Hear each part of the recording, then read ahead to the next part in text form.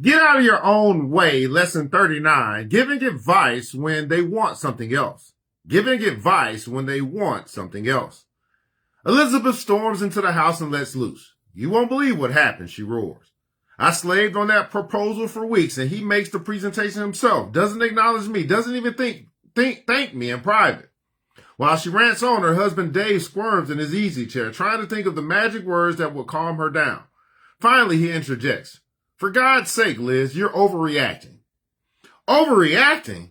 I deserve some respect from him, not, why do you let him get to you? Thanks a lot. I don't know why I bother to tell you these things. You know what happens next. What began with Elizabeth's need to express her feelings turns into a bitter argument.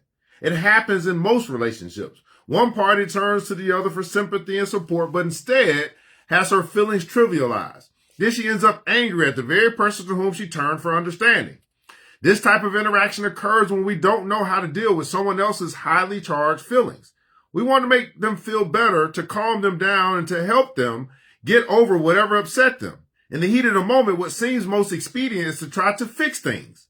We jump in with what we think are clear-headed solutions.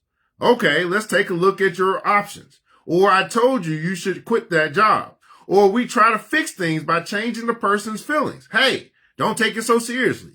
I'm sure he didn't mean it. Don't let it bother you. Worse, we belittle the situation by saying something like, hey, just be glad you have a job, or you think that's bad. Did I ever tell you about the time I such and such, such and such? The intention may be to soothe, but such remarks come across as condescending and insensitive. What the other person hears is, you're foolish to feel this way. Such situations are especially delicate when they occur between parents and children. Steve and Tina Robinson came to see me about their daughter Nancy. A bright and charming 9-year-old, Nancy had begun to have trouble with other children. She had been acting belligerent, impatient, and intolerant, and as a result was losing friends. When her parents learned what had been going on, they tried to talk to her. They gave her excellent advice about the importance of friendship and the consequences of treating people badly. Nancy's response was to become moody and sullen. The Robinsons kept trying, but their efforts were met with angry outbursts. In my office, I asked Nancy what had been bothering her. Nothing, she replied. I asked a few more times using different words, and finally she said, I don't know. I persisted gently, adding, there must be something wrong because you're such a good kid. She repeated that she didn't know, but clearly she was trying to figure out the answer. Then, after a quiet pause, she blurted out, I was the first to be born, so I'll be the first to die. And she began to sob. It turns out that Nancy's change of behavior had begun when her brother was born. The usual difficulty of adjusting to new siblings had been compounded by the connection she had made between being older and dying first, and then by feeling alone with her fears. Her parents had responded with advice and guidance, but since neither were first born like Nancy, they couldn't appreciate her special angst. What she needed was for someone to be patient and persistent in helping her find a way to express what she had been feeling. When people are upset, there are usually two components. They are frustrated by the situation itself, and they feel alone.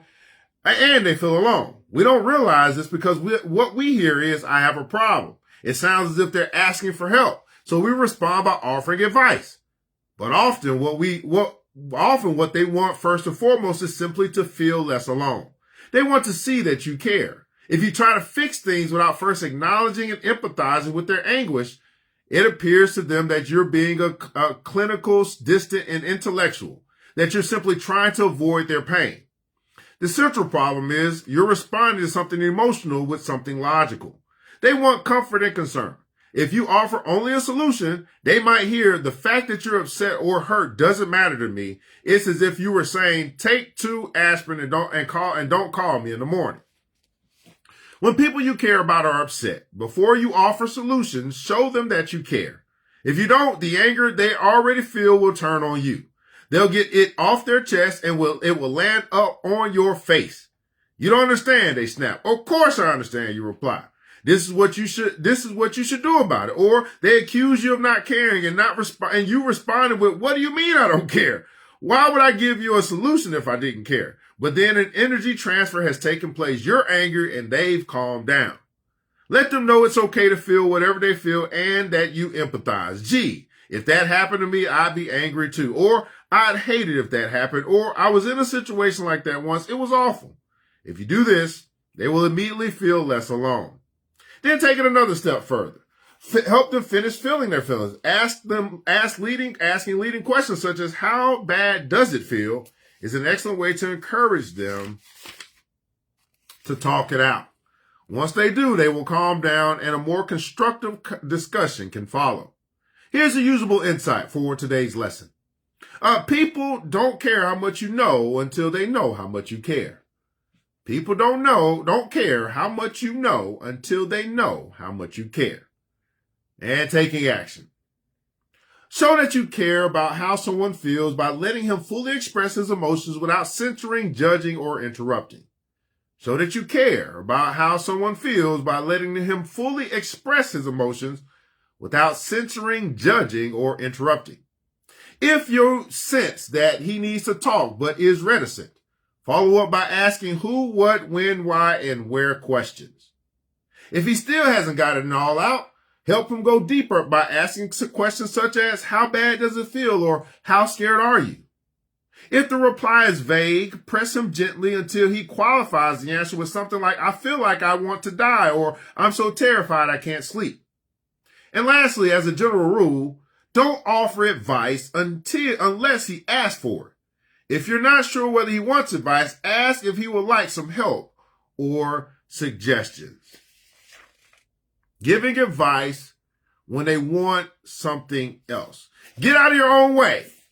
Practical lessons, overcoming self-defeating behavior, practical lessons for conquering procrastination, fear, envy, neediness, guilt, and more by authors Mark Goulston, MD, and Philip Goldberg.